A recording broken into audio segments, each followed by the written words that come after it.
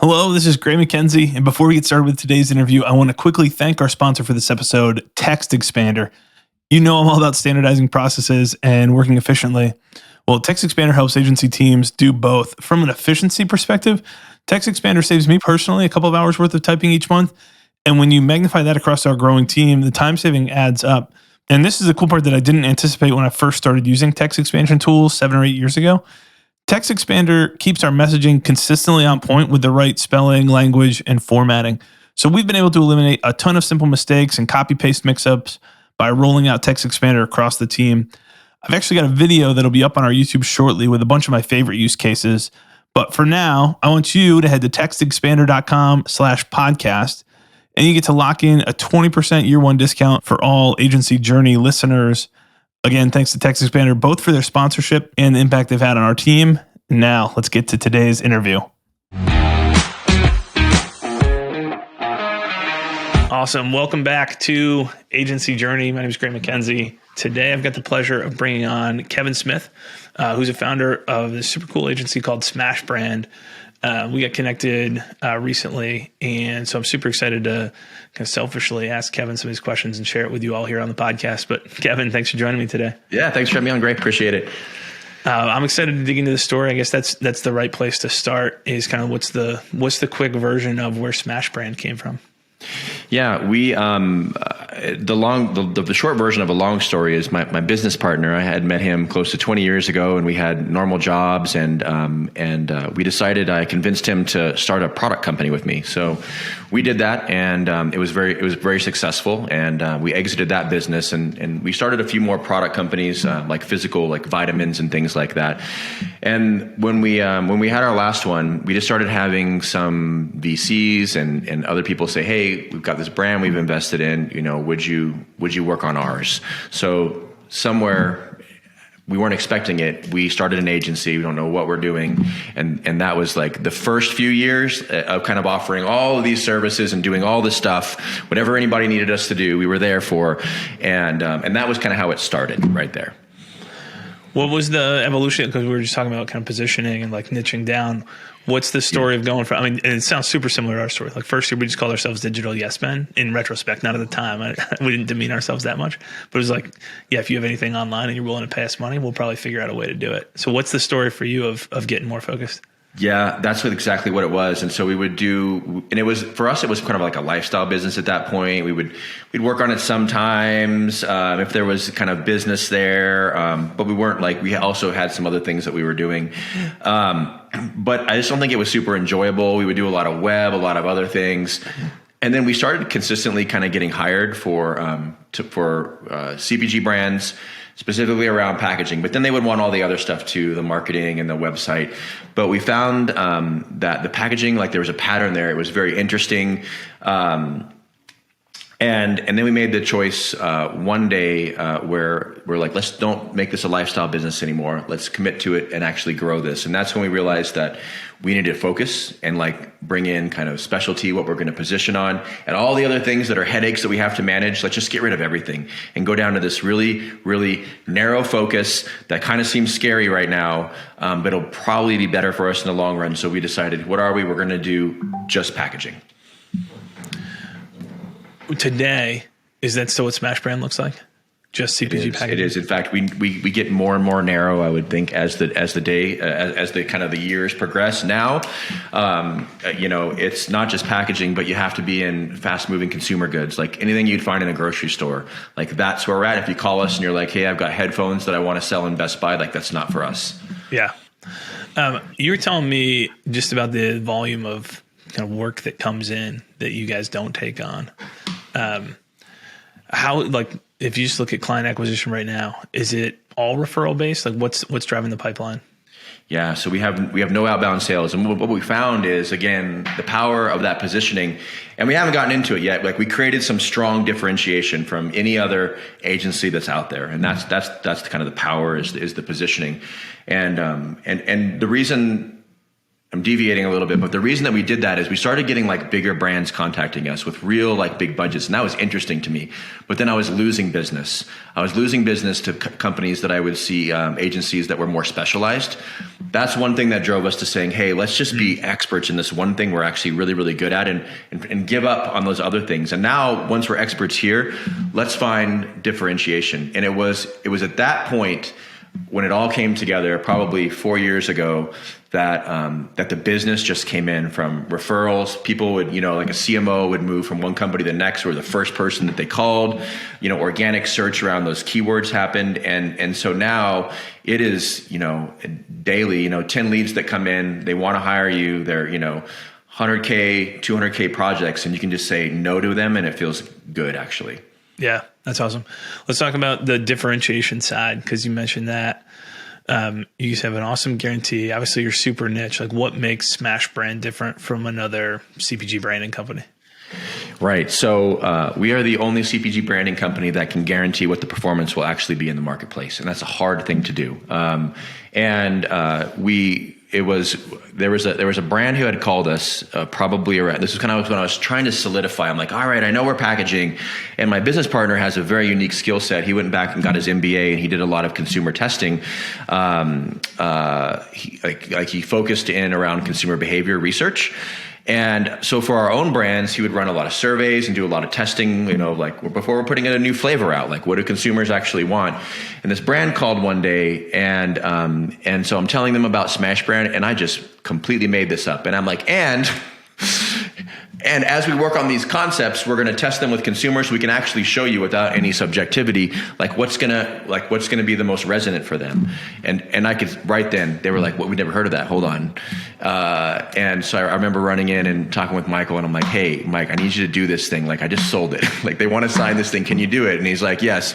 And from that moment on, that was in every sales call, and over the next probably 2 years, we spent every single bit of revenue on actually building platforms to make that our number one thing. Design is now something that we have to do, but it's really the testing mechanism of when somebody hires us and we have this variation of messaging and design, that now we've built the right platforms where we can show them exactly how that's going to perform in the marketplace and what the actual revenues are going to look like. So when you pick this one right here that we made, you're going to do X in the marketplace, and it will turn out like that every time. And if we don't, then we don't get paid. And if I can add one more thing on that, there was somebody that helped with that a lot. And his name was Blair Enns, and he wrote a book called Pricing Creativity. And I remember reading that book and then going out and meeting with him. And I'm like, I want to learn a little bit more about how to price this. And he's one of the people that really hammered in to make sure about the positioning and how you're pricing. And I think it was about that point 2 years ago when it all came together that the business growth just went like a hockey stick. Yeah, that's awesome. We've had Blair on the podcast, and his work, Pricing Creativity, the whole Win Without Pitching brand is awesome. How are you? So I've got 3 different kind of tag off questions off of what you just said. But the first one is, you mentioned, I think you said something like, hey, if you pick this one, here's the outcome that you're going to get. How often do brands not pick what you're suggesting, or is that even an option? Oh, it's beautiful now. So it's an option. The brand gets to do whatever they want at the end. But now, when we're working on concepts, and that's going to be, when you're going to see the first thing, that's communication, that's visual. When you're going to see your new packaging, and you've got this other packaging that's been in the market. Let's say you're a mayonnaise brand, and you've been there, and now you hire somebody to refresh your brand. If I just presented you a bunch of concepts, you're going to instantly be with your team, oh, I like this, I don't like this, I like this part of it, I don't like this part of it. But now what we do is you don't get to see concepts. You get to see concepts when there's data, and the data will start showing clear winners across different category drivers of what's actually going to drive purchase here. The subjectivity completely leaves the room, and they get right to the decision. It's well, the data's showing us this. We can't argue with that. There's thousands of consumers you put through this testing.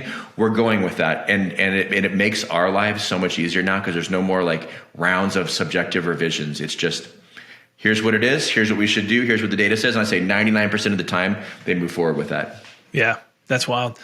Are you guys both, are you and Mike, are you nerds by nature? Is one of you, is he the more analytical one? Basically, did the testing framework and data-driven approach come because that you're kind of driven there by the market, or because that was secretly inside you the whole time, and then you found a way to bring that into the business model? Yeah. So when I met Michael, I had got out of the Marine Corps, and he got out of the Army in college, but we were both computer engineers. So we got put on a team together of doing like Linux, Unix engineering, which was a very technical role. I learned that I'm terrible at that, like really quickly. But Mike, he was good. He's very analytical. He's a problem solver. He's great with mathematics. He was born for this. And so like that piece of the business that he runs now, which is the testing research side, I mean, he can innovate on that all day because that is exactly what he does. And then for me, I found that actually what I'm good at in life is sales. Yeah. And feel free to talk about as much or as little as you want to in terms of the secret sauce here, but the testing side of what you're running and what gives you kind of statistical certainty, or, like a high level of certainty in terms of the guarantee. How does that process work? Sure. It's, without kind of like, giving it all away, we didn't invent this necessarily. There's companies like Nielsen that have been doing this, like top line research companies that have been doing purchase intent testing and working with brands. So what would typically happen is, let's say you're Pepsi. You're going to go out and you're going to hire, maybe 3-4 agencies and say, hey, here's kind of the brief. We want designs. Those agencies are going to work on lots of concepts. But what Pepsi's also done is they've hired Nielsen to do validation. So Pepsi takes all these concepts, Nielsen has 2 products. One's called Pack Navigator and one called Bases. And they're going to pay Nielsen, $100,000 to then run against the category of like all the the shelf testing and all of that, bring in the new concepts, have this report that comes out, and then you get back to the brand and it's like, hey, these concepts are falling short here, this concept's doing better here, across all the category purchase drivers. And then they're going to go back and they're going to give this to the agency, and the agency is kind of like, ugh, I got to deal with this now, and they're going to fire 2 other agencies that were underperforming. So the real difference is it's not that this is like a new thing that nobody's done, but nobody has integrated it end to end, where the analysts are actually part of the design team, and there's no more friction of this outside agency Nielsen coming to your and disrupting your ego.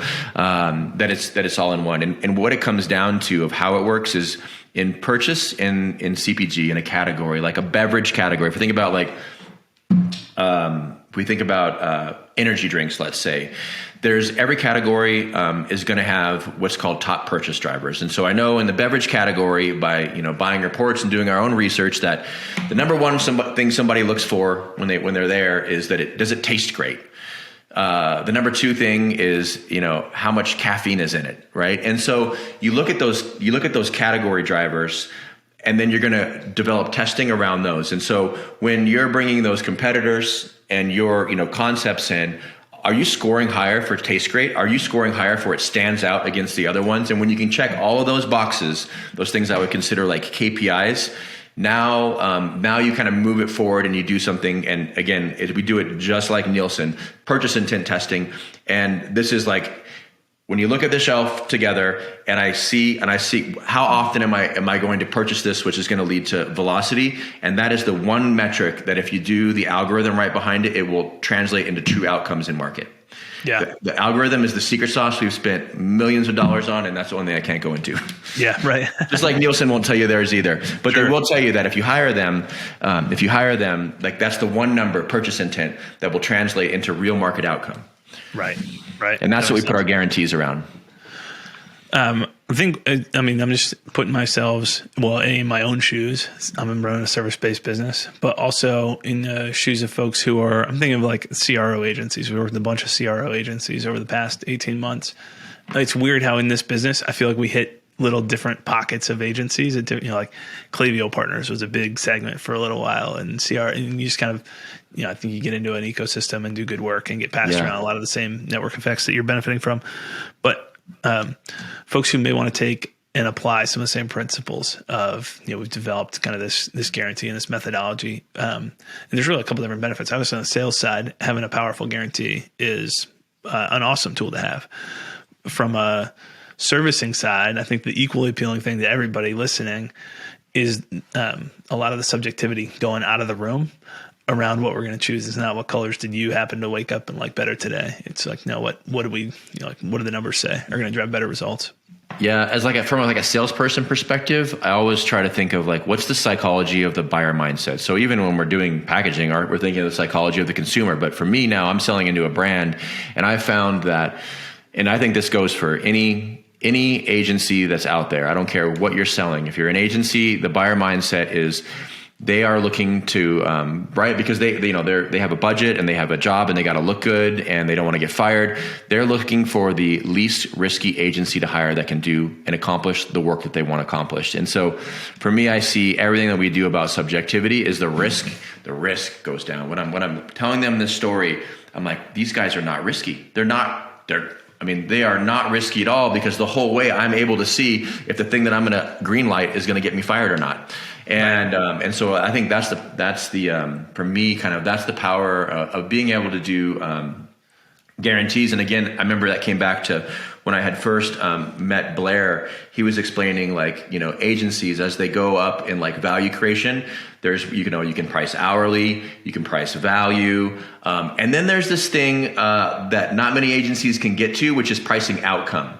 And it's like, if you can take money based on an outcome, which you can charge a lot more for, but you're not getting paid until that outcome actually happens. Like, that's this ultimate place you want to land. And that's why we've always kind of like tried to get there with the guarantee of, if you pick that, it's going to be a lot more expensive, but we're actually getting paid on an outcome now. Right. I want to go back to, I'll get two different places I wanted to go, but I wanted to go back to the process of dialing in the positioning. What was that experience like? You kind of told the timeline of it, but what did you guys go through to dial in on, hey, here's how we're going to be positioned as a business?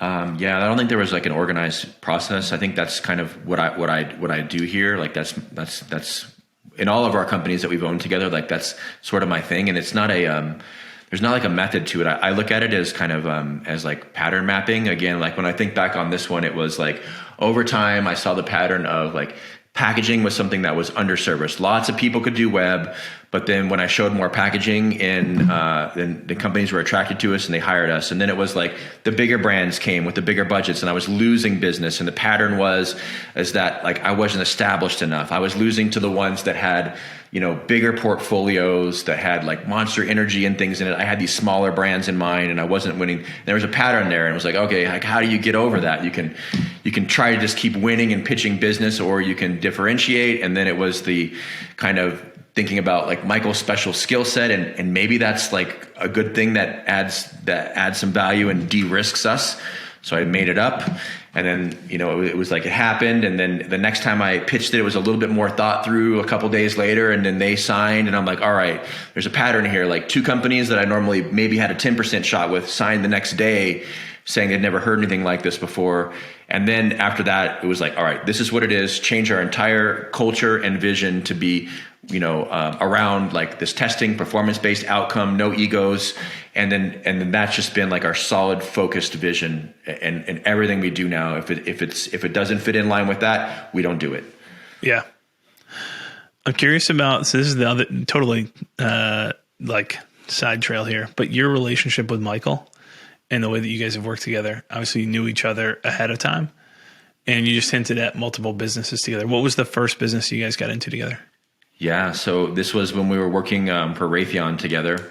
I had already started some nutrition stores, and that was really tough. That was my only business that I can say like it wasn't that successful. Like it was really difficult to own retail stores. Like you barely made any money in there. But I saw that like the money came from the manufacturing side. So I had an idea to create a brand of sports nutrition products that was differentiated by bringing in kind of like tech to them. Like the first brand that gave you like a personal training app. And, so when you bought supplements, you'd also get training with it. Nobody was doing that. Or we were the first company ever in that industry to do like micro influencers. Nobody had ever thought of that back then. And there was just forums that you'd sponsor like the popular people in the forums and call them. But it was barely just influencers. And I had brought this to Michael, and I knew that he was my complete opposite, where I'm kind of a mess and I got a lot of ideas. Like he was this logical guy that would, even when working in the computer field, like he would he'd figure out what's actually going to work and be able to execute it. And so I had asked him to quit his job with me. It was a big deal because we were giving up our security clearances and everything and like do this brand. But when we did it, like it just, that brand went to millions of dollars in sales the first year. It just happened. And I couldn't do it without him. Yeah. Any other businesses. How did you guys figure out who makes decisions, or like how do you deal with that, some of the partnership dynamics? I just had this conversation with the agency owner out in Vancouver last night, and going through like, you know, some of the co-founder tensions and like, hey, how do we make decisions around this stuff? I hear that question all the time, and it's been an odd relationship, I think, in general, compared to like most like founder relationships, because I don't think we've ever once in 20 years had something where we've like left angry or mad, or we haven't been. We're good at compromising. I think we respect each other, and so I'm stubborn with an idea that I have, and he knows that. He's got a counter to it, but if his counter makes sense, I'm like, you know what? You're right, Michael. Like that makes sense. All right, let's do that, or vice versa. So there's never been a real hierarchy. It's always been like we've come together and within an hour we just have an agreement. And I can't think of a single time. And I know that I'm lucky now because over the years I've met so many people, they don't have that. And so we've also done ventures with other business partners where we've ran away because I see what it's like where you get somebody in there that can't work like that and it's a mess. Yeah. I don't have a good answer for that. It's just somehow it was the right worked fit. out. Yeah. I think that's rare for sure, as you recognize, but you hear that sometimes. I think some people need more structure to make decisions. Like, how are we going to deal with this where there is conflict and we need some kind of structure to be able to go back to solve this?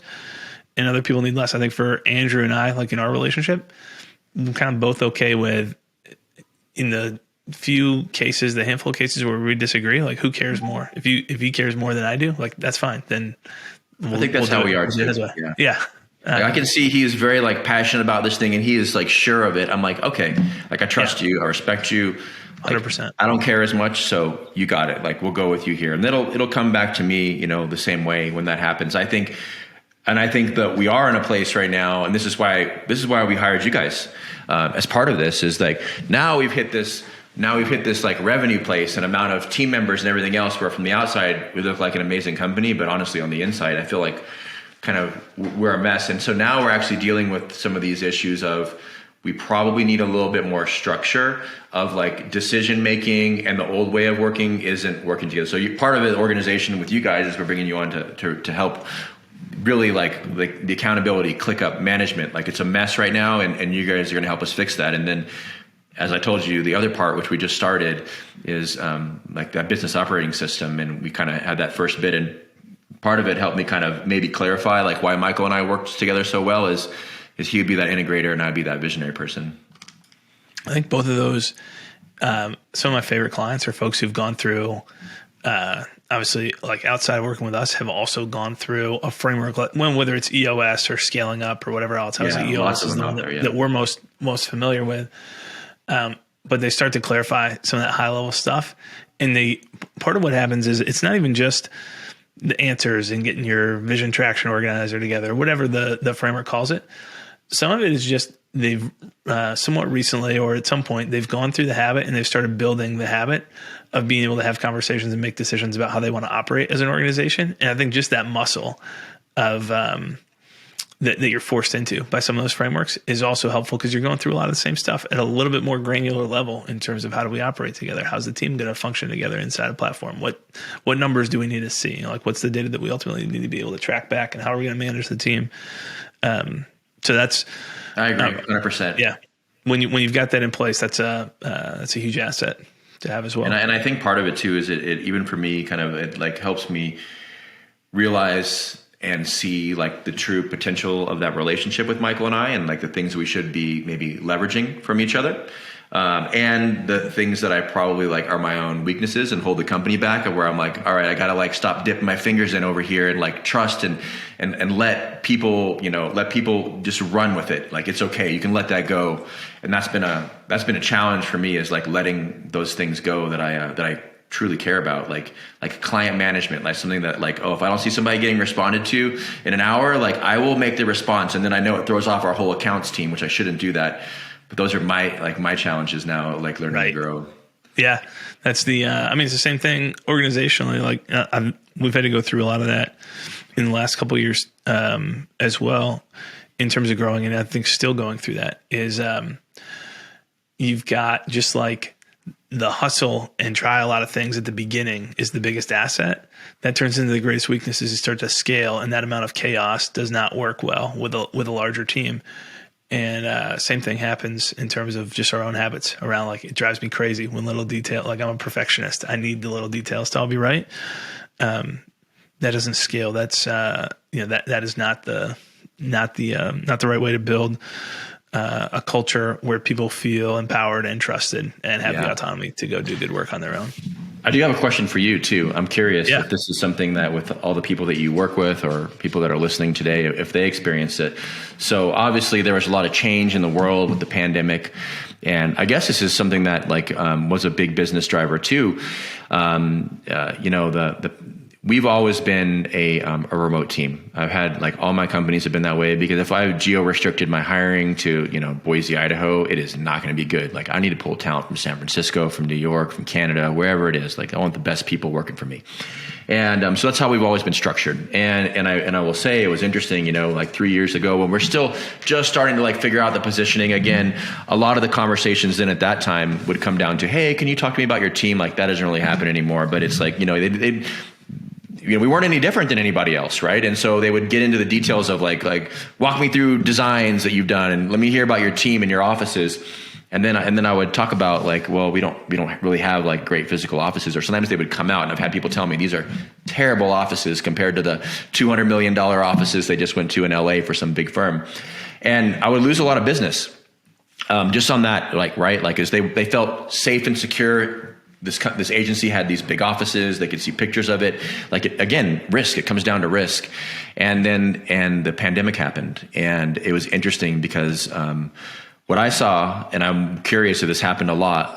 For me, it was the great leveler, where I'm it's sad that this is happening, but it's not a big deal to my business because we've been operating like this for years now. It's not going to disrupt us. But what it did do is the CEO comes on Zoom all of a sudden, and he's got dinosaurs behind him and a baby thing, and it no longer mattered where we worked from or where we had offices at. That was not a discussion point, and just that thing, just removing that barrier, started closing a lot of deals. And I'm just curious if you guys have seen that across the board too, or smaller. I think it gave smaller agencies a leg up of not having to have that big established kind of corporate office. Yeah, I think that definitely happened. I don't know how to quantify it because we've also seen 6 consecutive quarters of the best environment for agency growth at least in the last decade. Just because everyone's forced to, hey, we've got to get online. We've got to get online right now. And change our whole presence.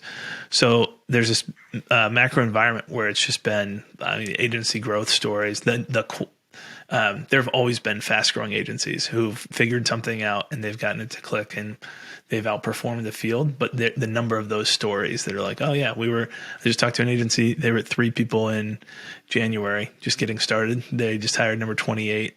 Wow. Last week. It's just this crazy kind of growth trajectory. But yeah, for sure. And did you live through this as well? For us, we've been remote since 2013.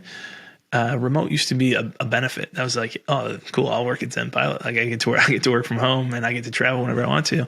And now on the flip side, from a talent competition perspective, now we're right there with everybody else who's 100% as well. Yeah. Yeah. But yeah, it's funny. Again, this could just be the pockets of people who I come across.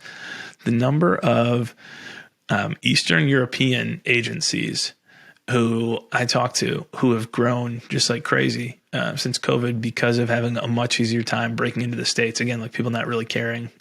We're all in the same place. We're all working from our computers. Interesting. Are you talking about like Ukraine, that kind of Eastern European? Or yeah, yep, yeah. We worked with some folks from Latvia, from Lithuania, from Amazing. Ukraine,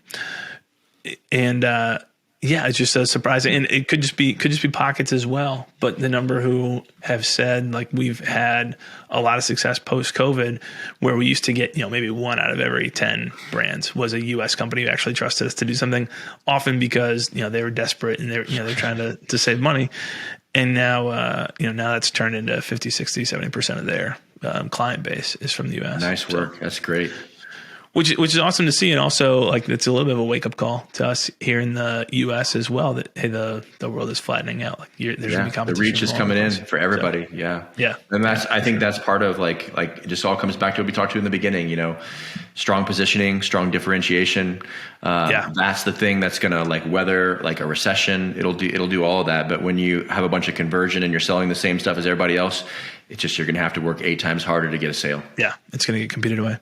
Well, I like to wrap up kind of these this theme, Kevin. We talked a little bit about some of the stuff that you guys are working on organizationally right now, but from a growth perspective for SmashBrand, what are you guys most jazzed about here as we wrap up the second half of 2022?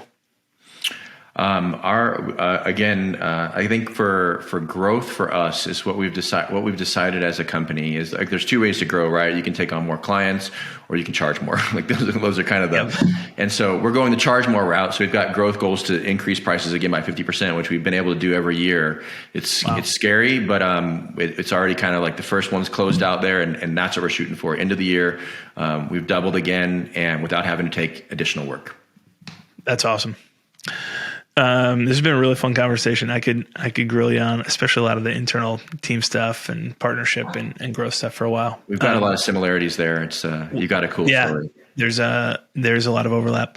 For folks who want to get connected or follow the SmashBrand journey, obviously SmashBrand.com is the website. Anywhere else that you'd want to point people though? That's pretty much it. SmashBrand.com. Feel free to reach out to me, Kevin at SmashBrand.com. Easy. Perfect. All right. Well, I appreciate your time today, Kevin. Thanks so much for joining me.